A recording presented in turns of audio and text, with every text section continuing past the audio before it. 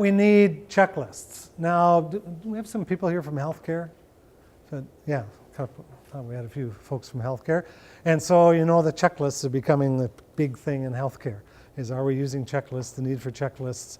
And one of the things that being looked at is the aviation industry and how they use checklists. An astonishing example of that was Sully Sullenberger. Remember Sully Sullenberger?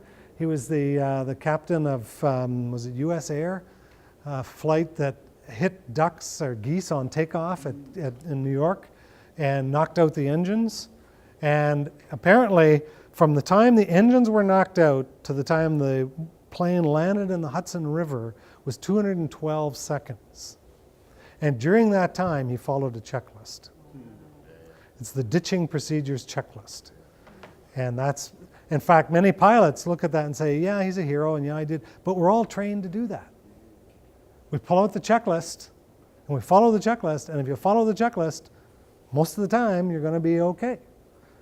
And so this is the big challenge in the healthcare profession and many others, is getting people to see checklists not as some kind of, like some people think of them as training wheels. You know, I don't need training wheels. I'm a professional.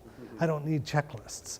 But here's, out of the healthcare field, here's one study of where checklists were being used, the kind of impact that it had in healthcare.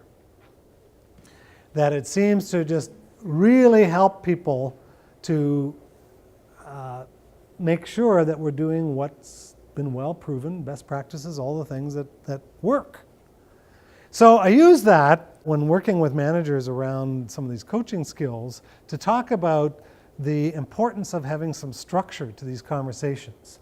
So with structure, we have a lot more consistency, we have a lot more efficient use of our time, and the conversation is going to use time better, and we're going to have much better outcomes. We've got lots of evidence to prove that's the case.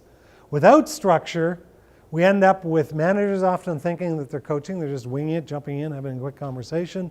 Employees don't really feel like they're being coached. We have confidence decreasing, usually on part of both sides, and very often we revert back to the manager just giving advice. Here's how it is. Here's what we want to have happen. And it turns away from being a real true coaching conversation.